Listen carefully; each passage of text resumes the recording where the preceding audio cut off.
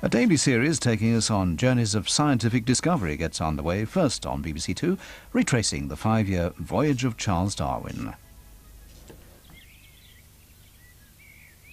I shall attempt to give an account of myself as if I were in another world. It will not be difficult, for life is nearly over with me. With such moderate abilities as I possess, it is truly surprising that I should have influenced to such an extent what men believe. Indeed, I was considered by all my masters as a very ordinary boy, rather below the common standard in intellect. As for devoting my life to science, nothing was further from my thoughts.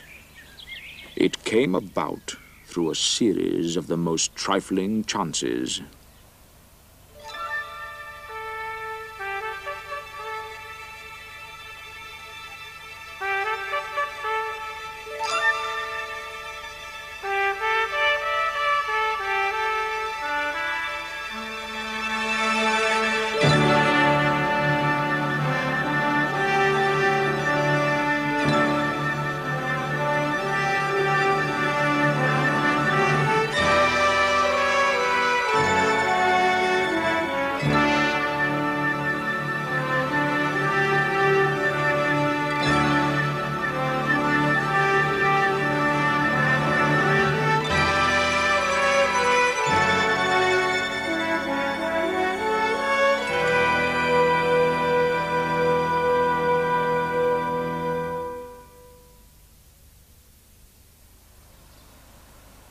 We lived at the Mount, just outside Shrewsbury, where my father had a most successful medical practice.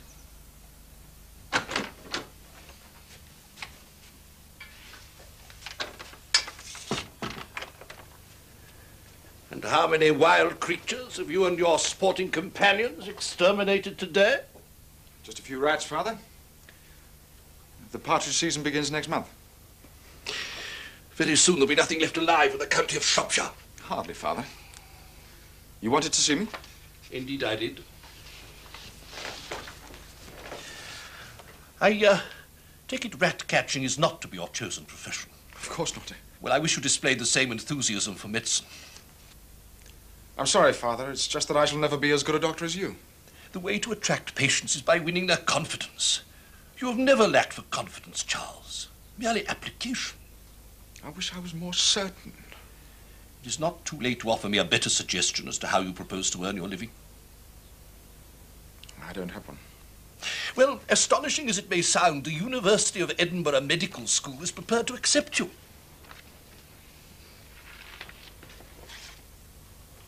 When would I start? A place has been reserved for you for the Michaelmas term. Well, at least it will give the wildlife in these parts a chance to replenish their numbers. Now, it is true to say, gentlemen, that the abdomen is something of a challenge to surgical techniques. Nevertheless, the removal of stones from the bladder and the excision of surface tumours have manifestly increased confidence in modern methods. I think we can say with sureness that as a result of skill and speed in techniques developed over the last quarter century, chances of survival, especially in cases of less drastic surgery, have practically doubled.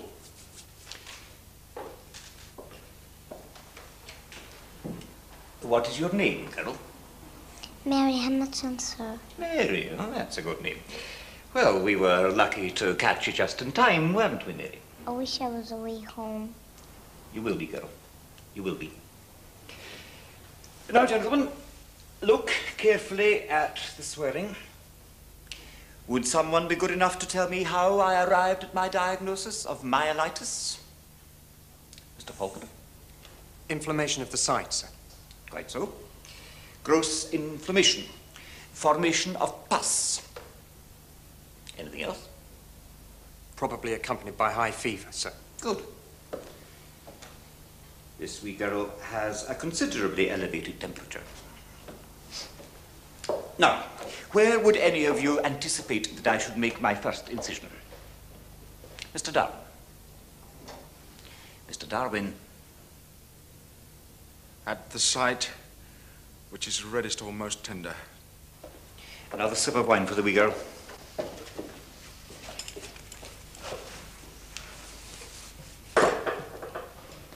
And now, open your mouth. There's a good girl. That's it.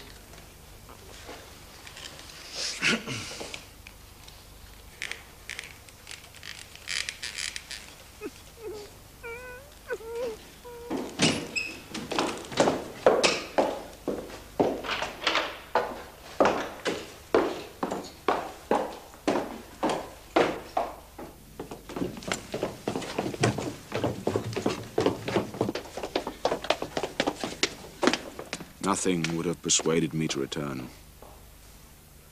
It was long before the blessed days of chloroform, and the sight of that poor child haunted me for many a year. Every medical student seeing a piece of surgery for the first time feels nausea. It can be overcome if you try. But, Papa, some people can't bear to watch surgical operations.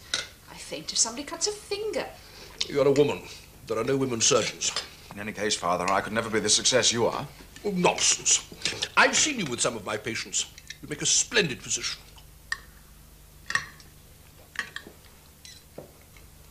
I'm afraid it just isn't to my taste. Not to your taste? What then is to your taste? Apart from shooting every living creature out of the sky and cluttering your room with all manner of dead insects and other objects. Don't be too hard on him, Papa. No, Papa, please don't. You told me once you detested medicine when you were young. There seems to be a conspiracy this morning to ensure that I should not be too hard on my younger son. Well, you wouldn't want him to choose the wrong career. The greater danger might be that he will make no choice at all. It seems extraordinary to me now, but at that very time, the man who was to change the course of my life was in the uncharted waters of Tierra del Fuego, at the southern tip of South America. He had already spent 10 years with the Royal Navy, though he was a bare 3 years older than myself. His name was Robert FitzRoy. A British man-of-war, HMS Beagle, had lost her captain, and FitzRoy had been dispatched there to assume command.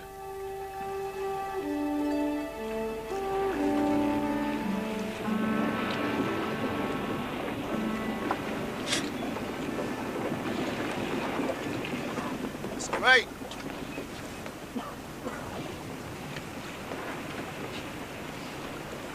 Stand by to pipe the side. Come on, and your attention. Go on, get in that line.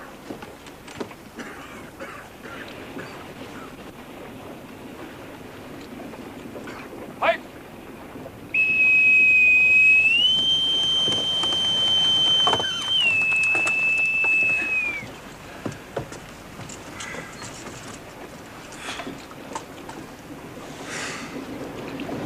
There's a smell in this ship, Mr. Sullivan. A smell of decay.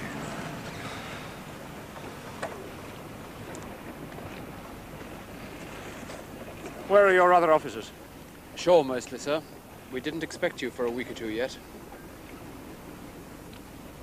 Sir? Scurvy, sir. How long have you been like this?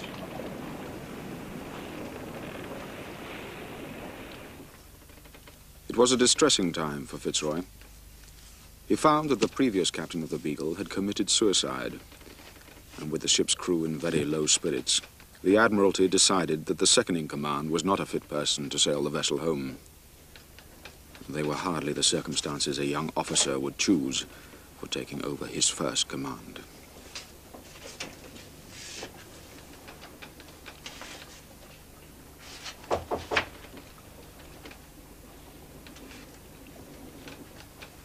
Come in.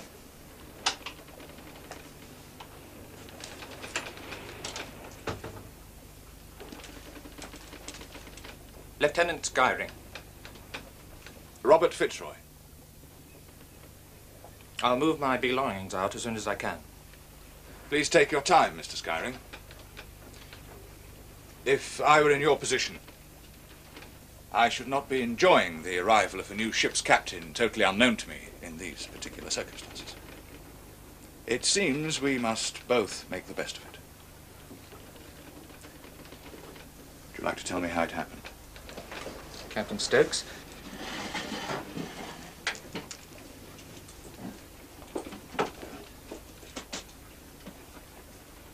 We were due to head south again, through Tierra del Fuego to Cape Horn. Conditions were bad. I've never experienced anything like it. We had scurvy, terrible cases of frostbite, and we couldn't get supplies. And then when we had to go through it all again, he just locked himself in here in the cabin. And then? He shot himself. What is it drives a man to suicide? Who is carving the memorial? Bates, sir. The carpenter. Don't mention suicide. Simply say he perished from the hardships and anxieties of the voyage.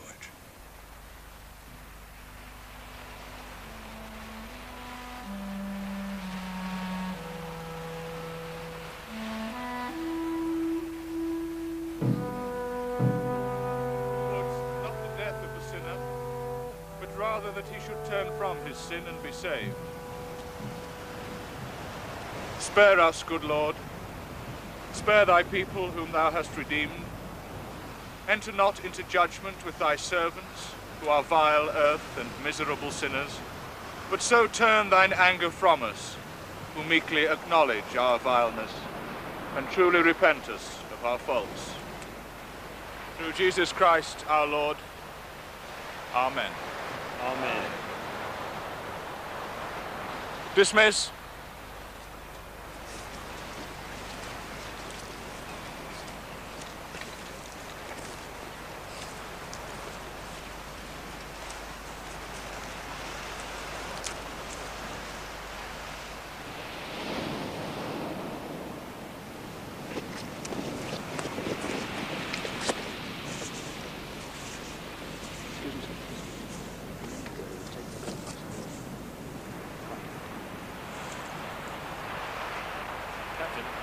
Yes, Mr. Sullivan.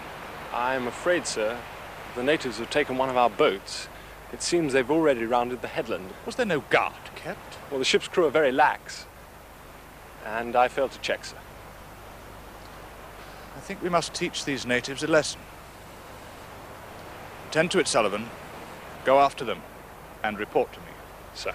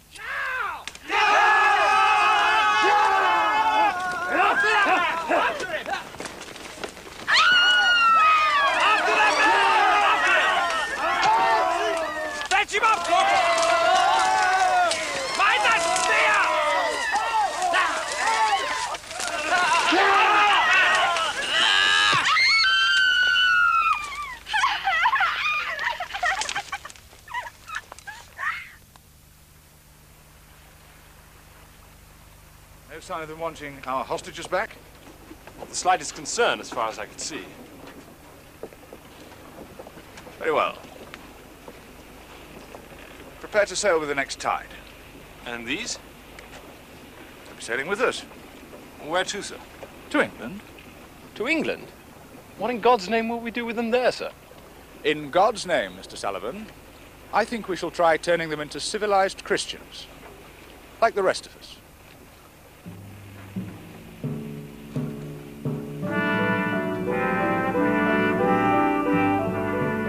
Before facing the homeward passage across the Atlantic, FitzRoy named one of the longest waterways in Tierra del Fuego after his new command. He called it the Beagle Channel.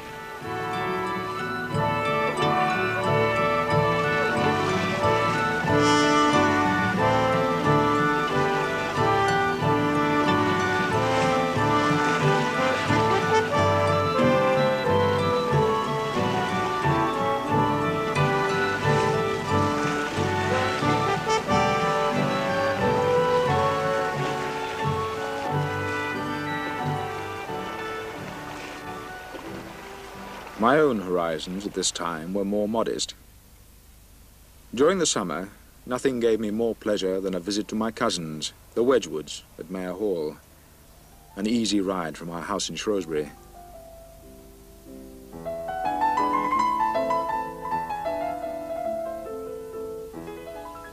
My uncle, Josiah Wedgwood, was the son of the famous potter. He was a member of Parliament and much respected in the neighborhood. I greatly revered my Uncle Jos. He was the very type of an upright gentleman, with the clearest judgment. Visits to his house during those years were invariably delightful. Life there seemed perfect. Perfect and free.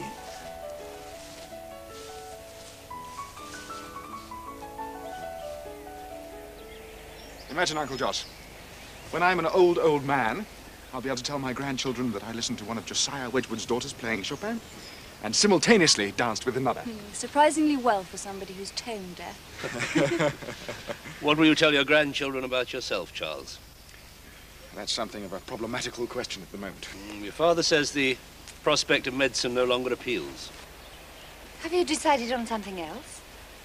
Father wants me to go to Cambridge with a view to becoming a clergyman. He's very vehement about my turning into an idle sporting man. What do you think? It's just that I've never really considered the possibility before.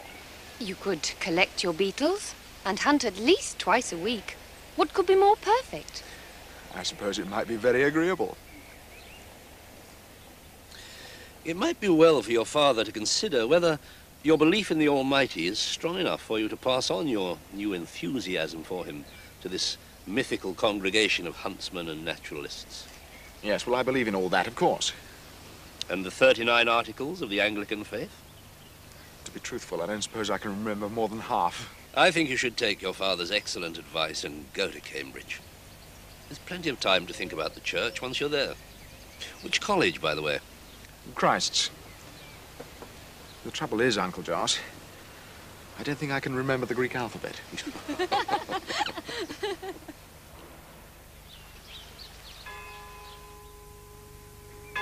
During the 3 years which I spent at Cambridge, my time was largely wasted as far as academic studies were concerned, as completely as it had been at Edinburgh and at school.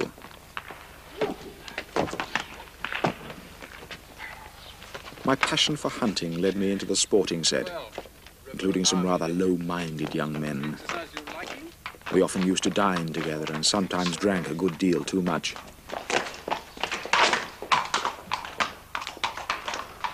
I know I ought to feel ashamed of days and evenings thus spent, but I cannot help looking back to those times with much pleasure.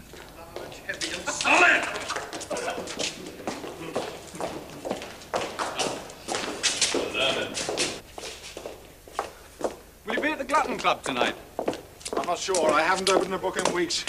We're having Norfolk eel, fried in seaweed, followed by roasted up. Oh, perfectly revolting. Perhaps I'll come after all. Jolly good.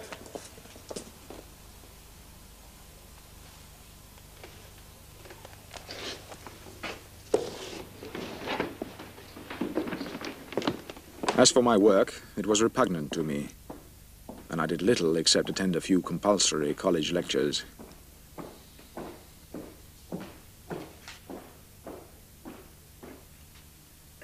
Powder only, gentlemen. A sovereign on this. Agreed.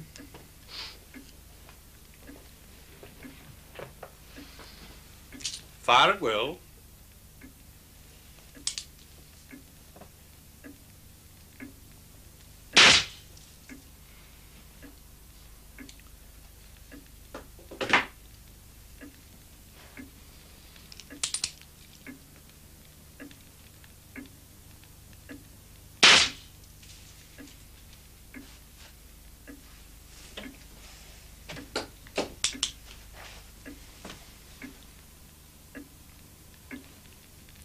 You're swinging it about like an incense burner fox. It's my duty to be equally unfair to both parties.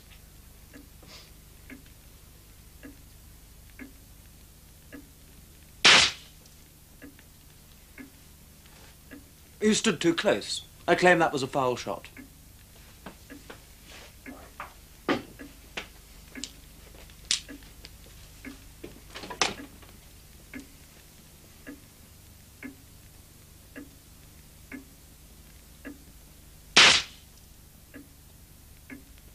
I never had the advantage of your idle sporting upbringing.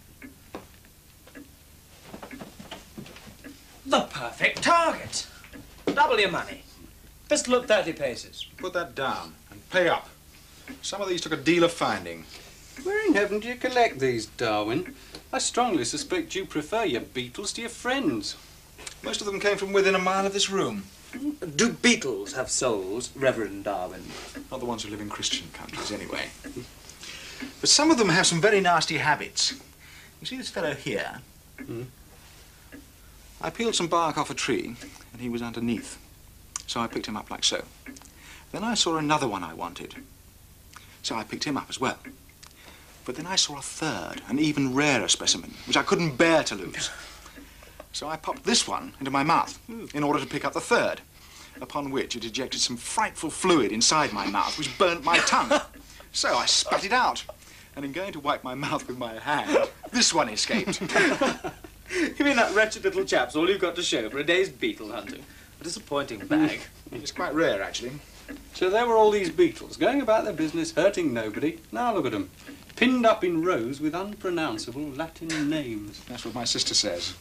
She thinks I should only collect the ones that are dead already. Quite right.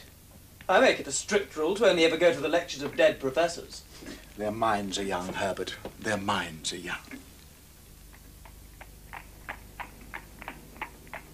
During my first summer term, my friend Fox persuaded me to accompany him to the Botanical Gardens, a circumstance which was to influence my whole career.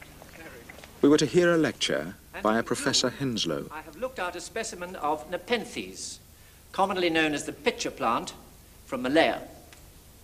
Now, the colour of this plant and the smell of the honey it contains attracts insects, which, on reaching the slippery lower part of the mouth, fall into the water contained in the bottom and drown. It's difficult, isn't it, not to think of these plants as animate beings, capable of setting traps for other creatures, perhaps as beings more intelligent than their victims. And yet, there they are, growing in the earth just like any common crocus or daffodil. Next week, I shall move on to consider the cacti and other plants which survive in desert regions without the help of the English watering can. Finally, I want to thank all of you who let me see their collection of flora. We undoubtedly have some very talented amateur naturalists in the city.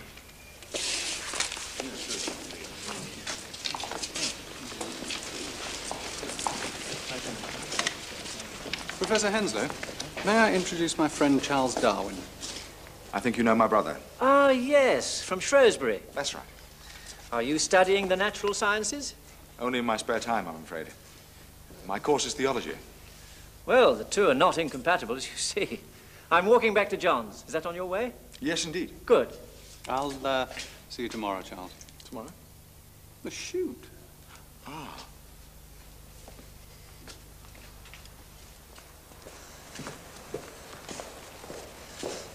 Every week I take a coachload of my, shall we say, more exuberant students on a collecting trip.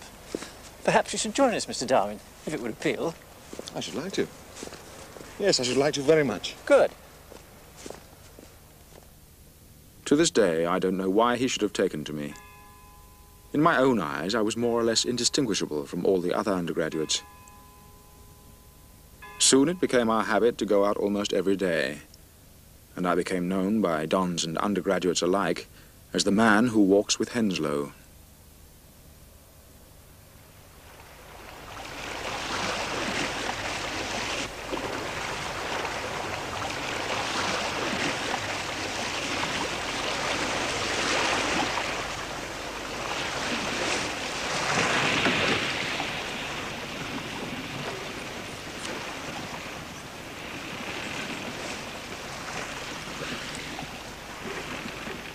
Well, are they? If you ask me, sir, they think they're being fattened up for the pot. Well, perhaps these will help. Lend a hand, Bennett.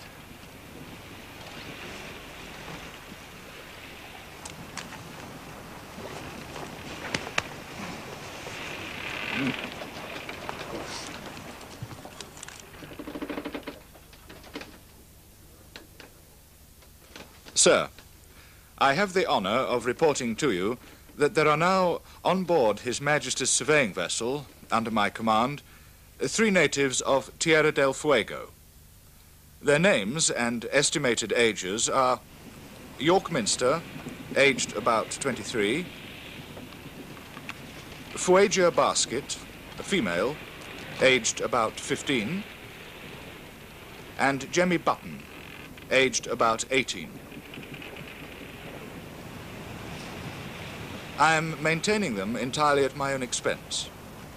I hope you will consider the possibility, on our return to England, of some public advantage being derived from this circumstance. How much do you think they understand us? Very little, I fear, sir. Jemmy seems the brightest. Possibly he comes from a different tribe. Has the girl caused many problems? Even if we had ladies' quarters, there'd still be problems. But she doesn't seem to need too much privacy. Warn the men I won't tolerate any interference. I will, sir. I think that Jemmy might benefit from a spell in my cabin before we reach Plymouth. I shall teach him some English. As you wish, sir.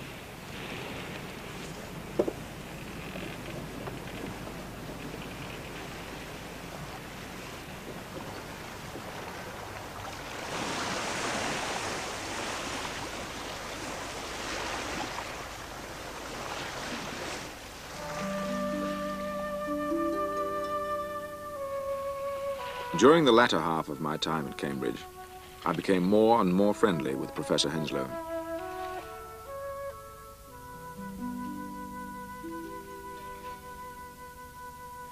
Throughout my life, I have seldom met a man who was quite so free from any tinge of vanity or other petty feeling. He was deeply religious and thought little of himself or his own concerns. He told me once he would be grieved if a single word of the 39 Articles were to be altered. In later years, I fear I must have disappointed him greatly.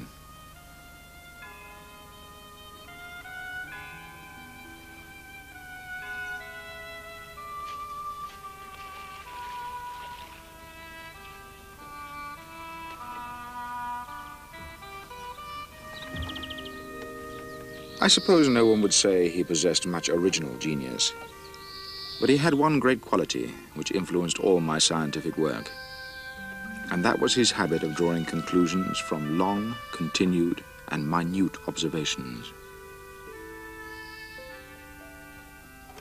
How many different species of beetles did you say there are?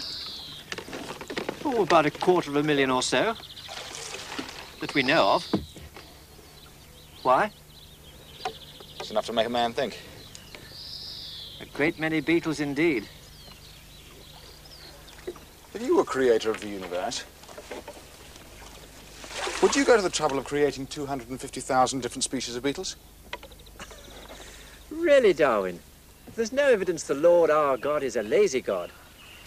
I think I would say that a world of infinite variety makes me believe more, not less, in the miracle of creation. I suppose so, yes. Ah, I think I have something. Look!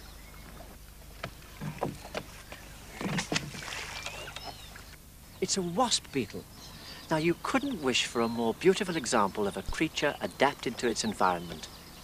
Predators are frightened off by its colors, but actually it's quite harmless. It has no sting. Why should the Almighty choose to make a beetle which survives by looking like a wasp, and another 250,000 which survive by entirely different means? Well, why not? If our Lord can make something as complex as a man, why should a few thousand varieties of beetle present him with any difficulty? I'm beginning to think that your enthusiasm for natural science is a good deal stronger than your enthusiasm for theology. Well, you're the one who must take the blame for that. Anyway, you seem to manage to combine the two very happily. Why shouldn't I? Well, I suggest you put them both out of your mind and concentrate on navigating this punt.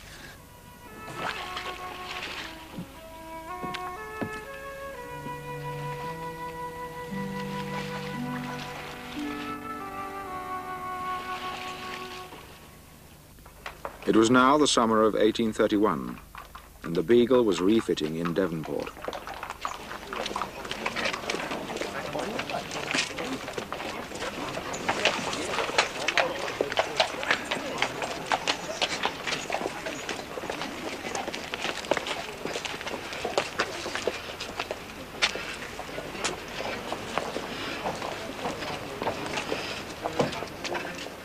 afraid not. It'll be 12 weeks at the very least, Captain. And I doubt if I can get the right quality timber. You must, Mr. Trumper. Nothing else will suffice. And 6 weeks ought to be quite sufficient. I need more light for the main mess deck. An extra skylight there. Morning, Captain. More headroom, too. What would you say to raising the entire deck level by 12 inches? Oh, I don't think she'd take it, Captain. What with the extra weight of the cannon, she'd be top heavy. You get caught once, beam on a heavy sea, she'd go right over. Nonsense, Mr. Trumper. The Rattlesnake has already had her decks raised with no ill effects. Though that, of course, was in Chatham. I'll see you in the poop cabin, Mr. Sullivan. I also intend to strengthen the cross trees. Now, as to the rigging. Can you give me a date for completion?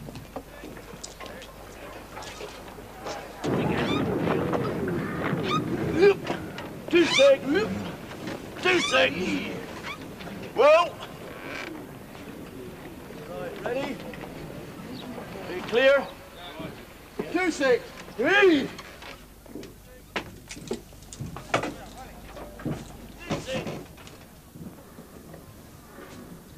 Well, sir? All that I'd hoped. The Beagle will complete her refitting, once I can persuade Mr. Trumper to set his men to work, and then proceed once more to South America. Object of the voyage, to complete the survey of Patagonia, Tierra del Fuego, and then to chart the coasts of Chile and Peru, and to carry out a chain of chronological measurements round the world. Congratulations, sir.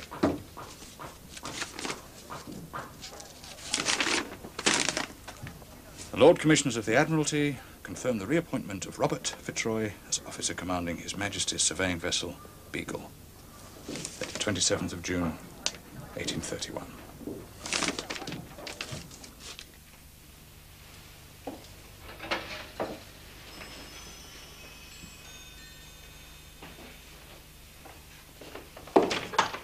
Susan, did you give it to him? Your boots, Charles. Has he read it? Yes, of course he's read it. And what did he say? He's in the study. Why don't you ask him? Charles, your boots! Well, Father? I'm at a loss, Charles.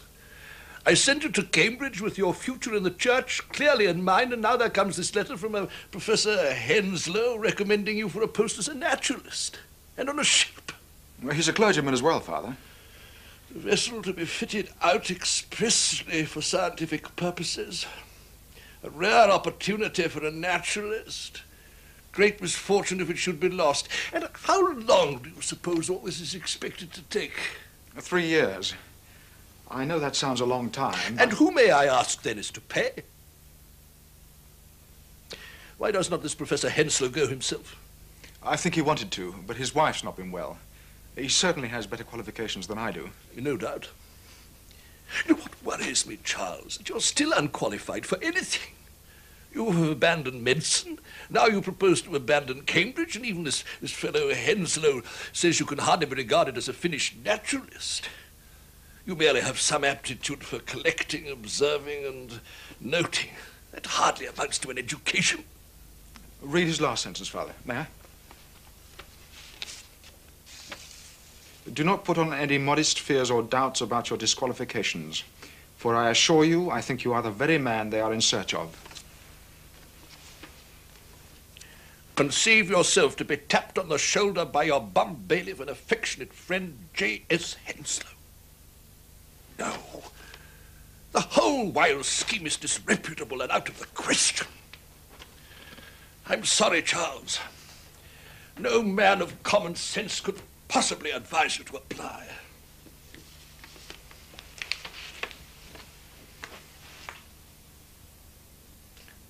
Suppose I could find one. Find one? A man of common sense.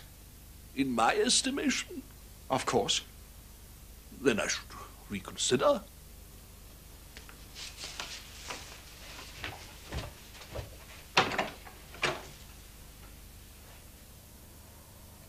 There was only one man with my interests at heart who could possibly alter my father's opinion. My Uncle Jos.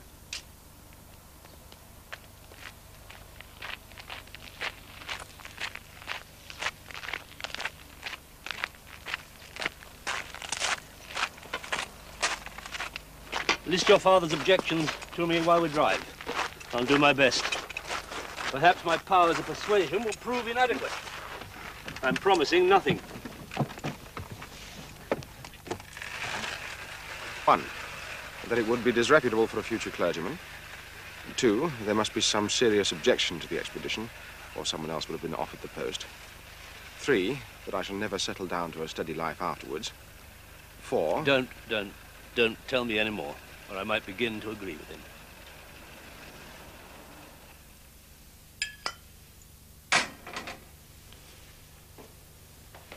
And this man FitzRoy, do you know anything of him?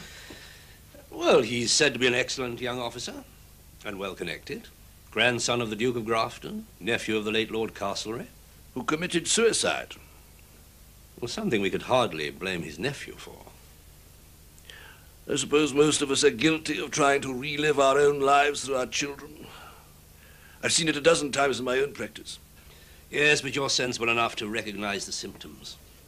I've certainly never had any desire to subject my person to the rigors of the ocean. Indeed, I doubt if the Navy is a ship capable of undertaking such a task. The fact is, there's something quite unusual about Charles. I'm very fond of him, of course. And between the two of us, he seems to have an eye for my girls, though which one he prefers, I'm at a loss to know. But beyond all that, he strikes me as a young man of enlarged curiosity and considerable powers of thought. So considerable that without hesitation he brings me the one man who might be capable of making me change my mind. Shall we tell him? Why not?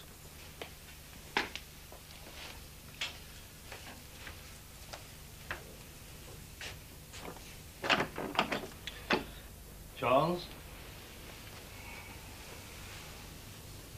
Uncle Josh?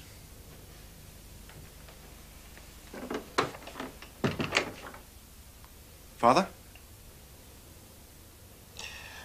I used to maintain he was one of the most sensible men in the world. I said you'd be deuced clever to spend more than your allowance on the Beagle. But then they all tell me you are very clever. I must confess, I was expecting a more experienced man. To be blunt with you, this other candidate, Mr. Chester, seems to have the better qualifications.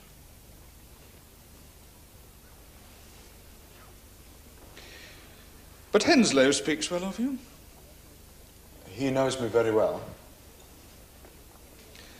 Allow me to read from my instructions from the hydrography department. Of this kind of half-knowledge we have had too much. The present state of the science seems to demand that whatever is now done should be finally done, and that coasts that are constantly visited by English vessels should no longer have the motley appearance of alternative error and accuracy.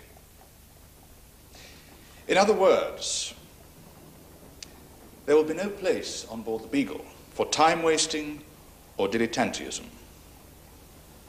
Would you agree with that? Wholeheartedly. Whatever burdens it may entail, I intend to carry out these instructions to the letter.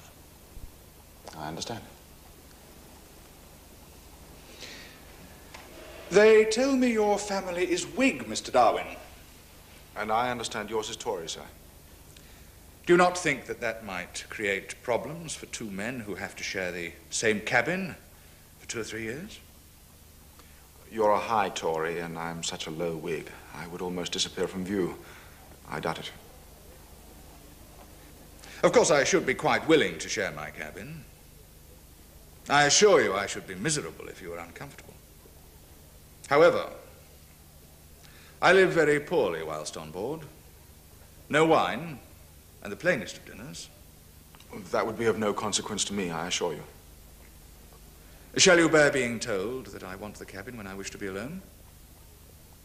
If we treat each other this way, I hope we shall suit. If not, possibly we should wish each other at the devil. I should regard the cabin at all times as yours. Good. There must be 1,000 questions you're waiting to ask. There's just one immediate point. My father is somewhat worried about the cost. Well, £500 ought easily to cover your preliminary expenses. That's settled then. You mean? Tomorrow I shall drive you down to see the ship.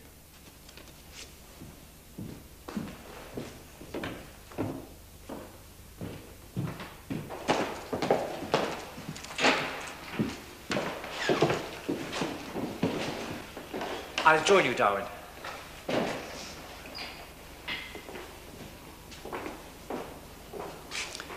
Well, Mr. FitzRoy? His nose. It's the wrong shape. Wrong shape? Wrong shape for what? It's well known that a nose of that shape indicates a lack of energy and determination. The sort of determination he'll need for the voyage he's going to have to face. You intend to take him, then? I do. And what of this other candidate, Mr. Chester? I drew him out of thin air. Good day, Professor Henslow. Good day.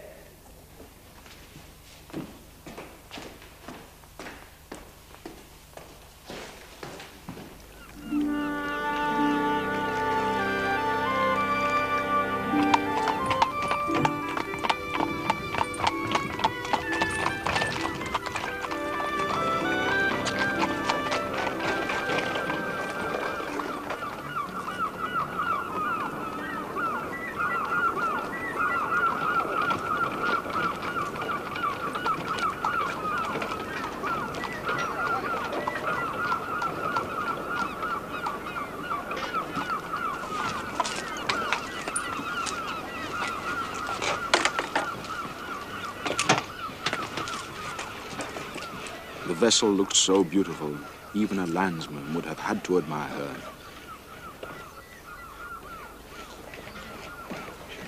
If I had known then the tortures I was to endure from seasickness, once she was no longer safely tied to the quay, I might not have regarded her with quite such innocent and admiring eyes.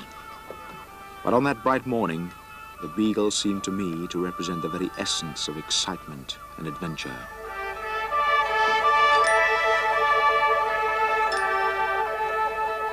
"235 tons, 90 feet overall, beam 25 feet, 9-foot draft, and a crew of 70.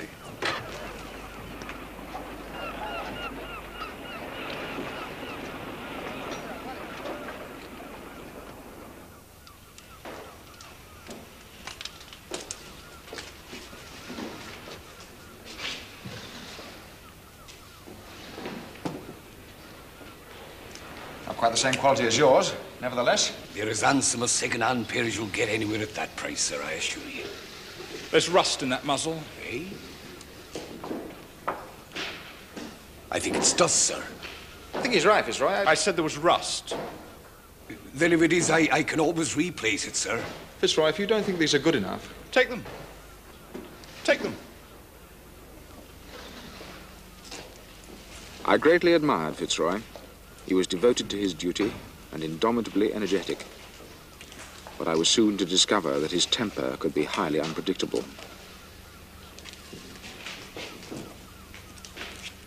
Strong stuff, sir. Captain Talbot refitted the officer's mess from the warspite with it, sir. It's too thin.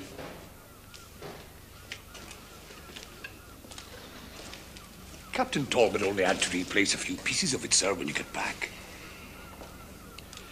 I should have purchased all of this, had you not been so disobliging.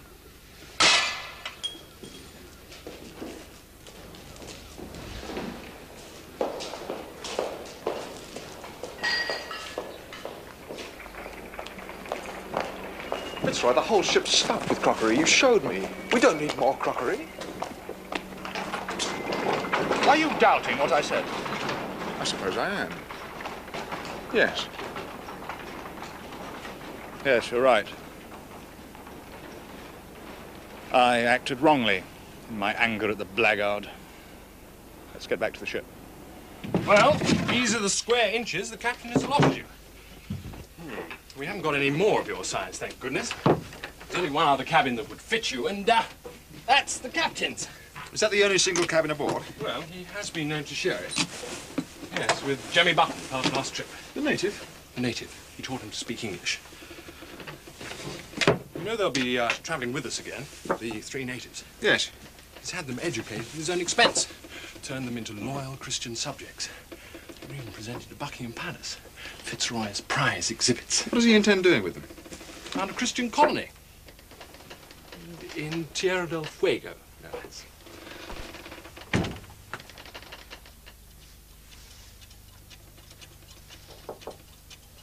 Yes? I don't believe you've seen these. The finest set of chronometers ever possessed by any ship of this kind. So many. It greatly reduces the margin of error. I need to know our position with absolute accuracy at all times. None of these must be allowed to stop until we bring them home to Greenwich to be checked in 3 years' time. God willing.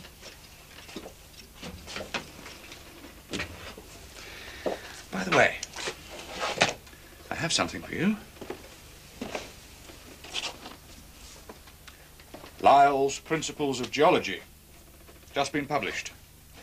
I must confess I haven't read it myself yet, but I hear it spoken of most highly. I'm overwhelmed. I only wish I could have thought of something for you. There's no space in this ship for showering each other with gifts. I understand I am to dine with you. Yes, yes, you'll mess with me every day.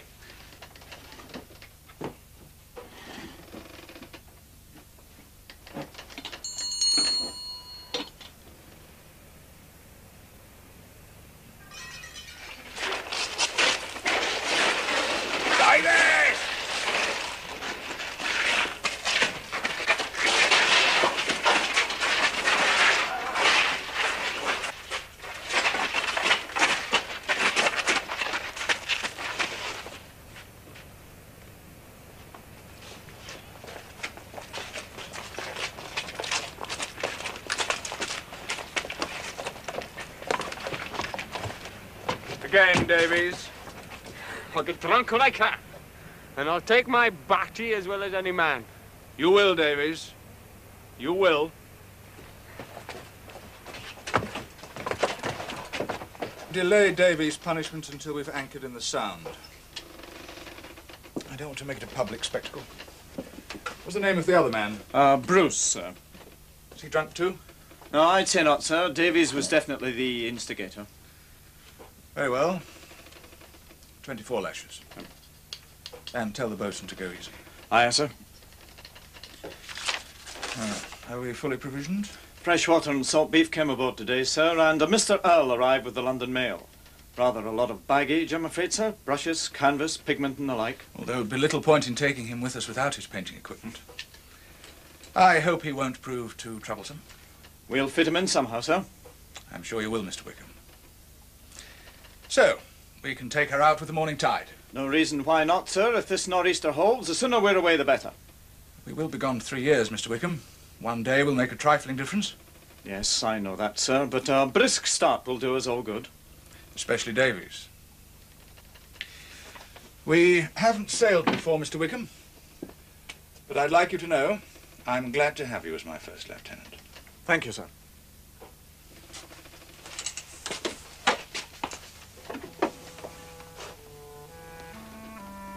On the eve of our departure, I was troubled with palpitations and pain about the heart. And like many a young man with a smattering of medical knowledge, I was convinced that I had heart disease. I did not consult a doctor in case he pronounced me unfit for the voyage, and I was resolved to go at all hazards.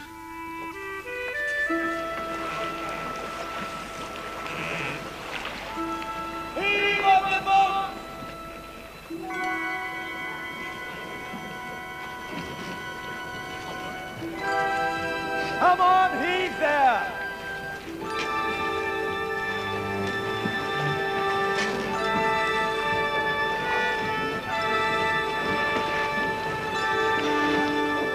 Stand by,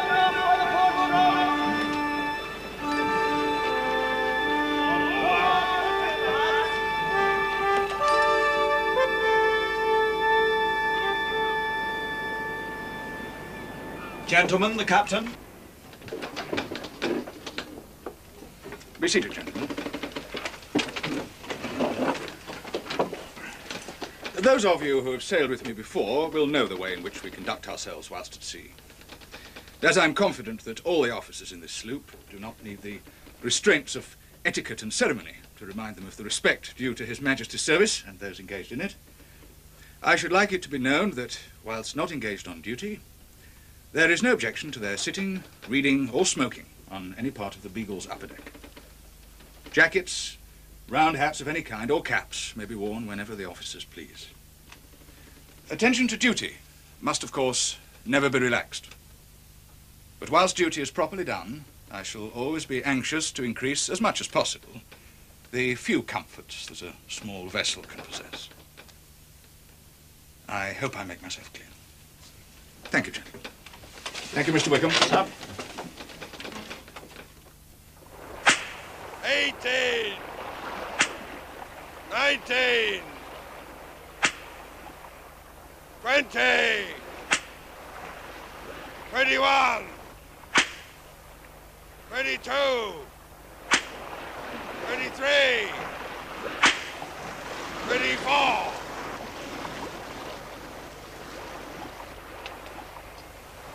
Take him below, Sergeant. Tell Mr. Vino to dress his back. No duties. And a ration of grog. Mr. Darwin, I don't believe you've met Mr. Earl. He will be travelling with us as an artist and illustrator. Is this to be your first voyage, Mr. Darwin? Yes, it is. A fine way to begin it, with a punishment parade. One thing about being civilians on a man of war, Mr. Darwin, however much we get drunk, they can't flog us. O eternal Lord God, who alone spreadest out the heavens and rulest the raging of the sea, who has compressed the waters with bounds until day and night come to an end, be pleased to receive into thy almighty and most gracious protection the persons of us, thy servants, and the fleet in which we serve. Amen. Amen.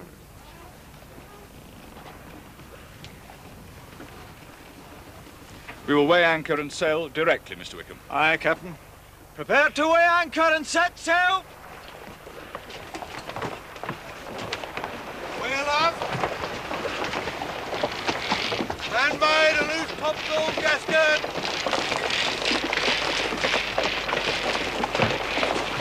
Loose the gasket.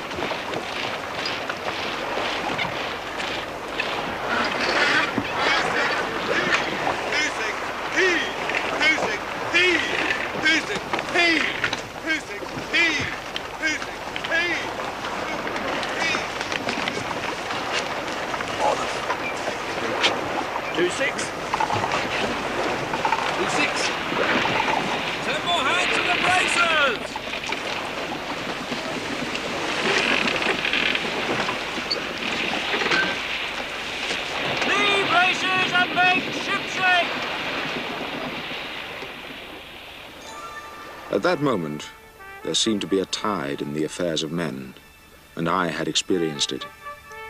The voyage of the Beagle was to be by far the most important event in my life. Indeed, it determined my whole career.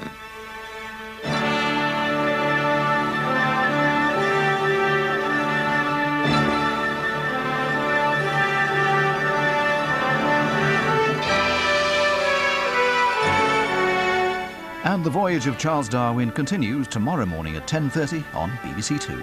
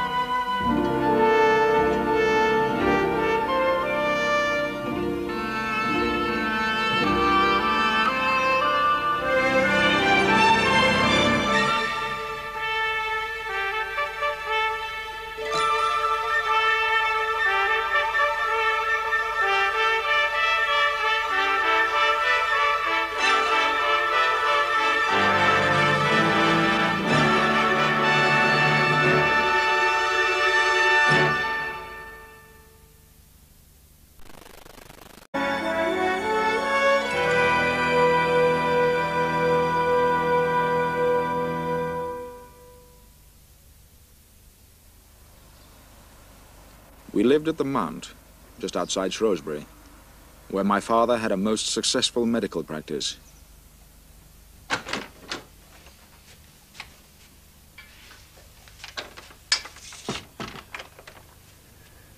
And how many wild creatures have you and your sporting companions exterminated today? Just a few rats, Father. The partridge season begins next month. Very soon there'll be nothing left alive in the county of Shropshire. Hardly, Father. You wanted to see me? Indeed I did. I take it rat catching is not to be your chosen profession. Of course not. Well, I wish you displayed the same enthusiasm for medicine. I'm sorry, Father. It's just that I shall never be as good a doctor as you. The way to attract patients is by winning their confidence. You have never lacked for confidence, Charles. Merely application. I wish I was more certain. It is not too late to offer me a better suggestion as to how you propose to earn your living. I don't have one. Well, astonishing as it may sound, the University of Edinburgh Medical School is prepared to accept you.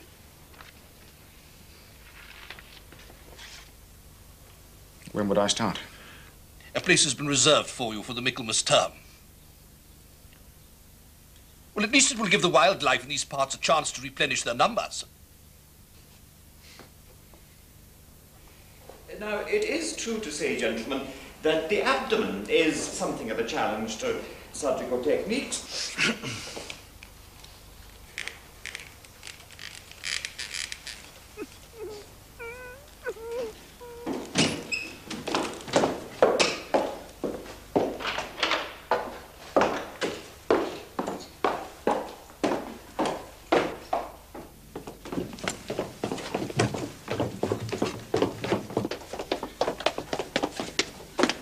Nothing would have persuaded me to return. It was long before the blessed days of chloroform, and the sight of that poor child haunted me for many a year. Every medical student seeing a piece of surgery for the first time feels nausea. It can be overcome if you try. But, Papa, some people can't bear to watch surgical operations. I faint if somebody cuts a finger. You're a woman. There are no women surgeons. In any case, Father, I could never be the success you are. Oh, nonsense. I've seen you with some of my patients.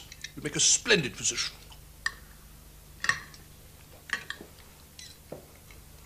I'm afraid it just isn't to my taste. Not to your taste? What then is to your taste? Apart from shooting every living creature out of the sky and cluttering your room with all manner of dead insects and other objects. Don't be too hard on him, Papa. No, Papa, please don't. You told me once you detested medicine when you were young.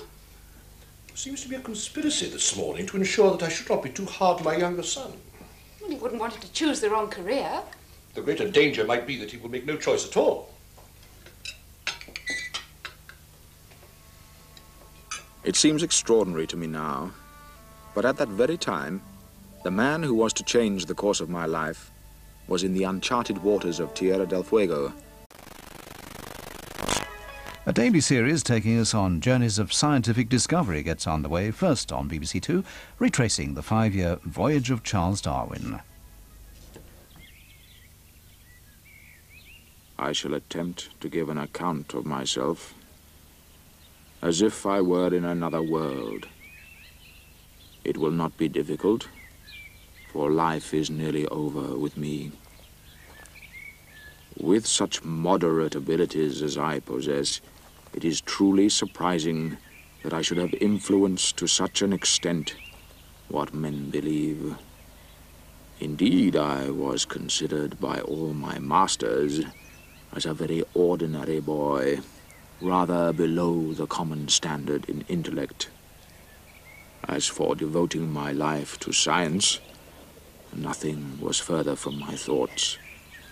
It came about through a series of the most trifling chances.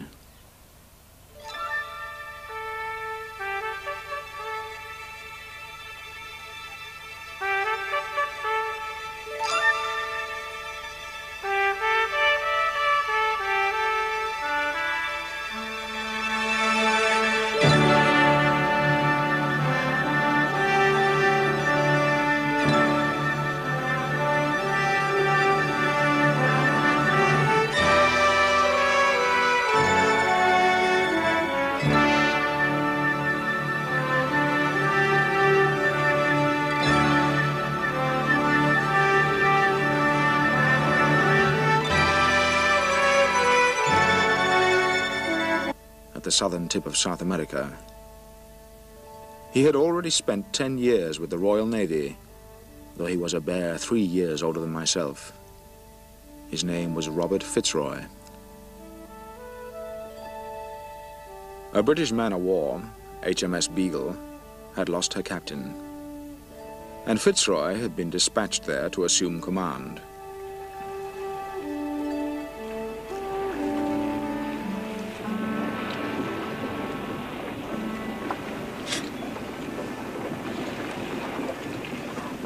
Mate!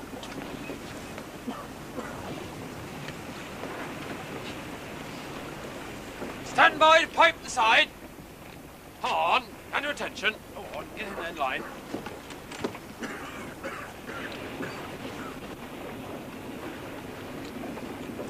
Pipe!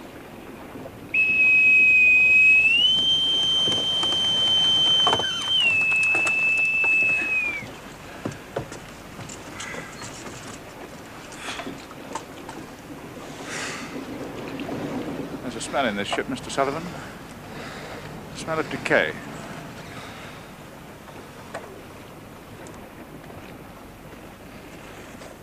Where are your other officers? Sure, mostly, sir. We didn't expect you for a week or two yet.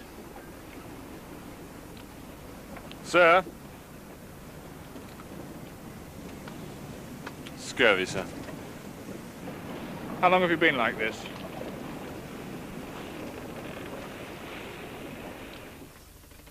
It was a distressing time for FitzRoy. He found that the... Nevertheless, the removal of stones from the bladder and the excision of surface tumours have manifestly increased confidence in modern methods. I think we can say with sureness that as a result of skill and speed in techniques developed over the last quarter century, chances of survival, especially in cases of less drastic surgery, have practically doubled.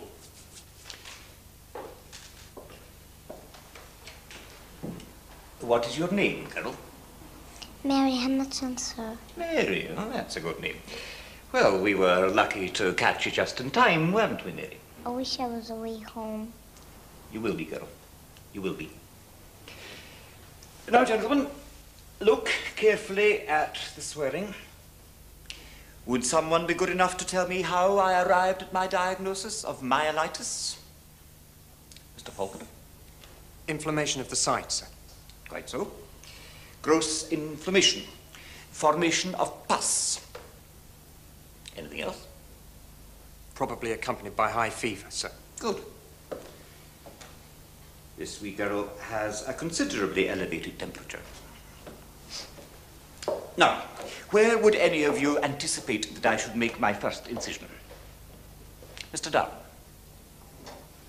Mr. Darwin. At the site, which is reddest or most tender. Another sip of wine for the wee girl.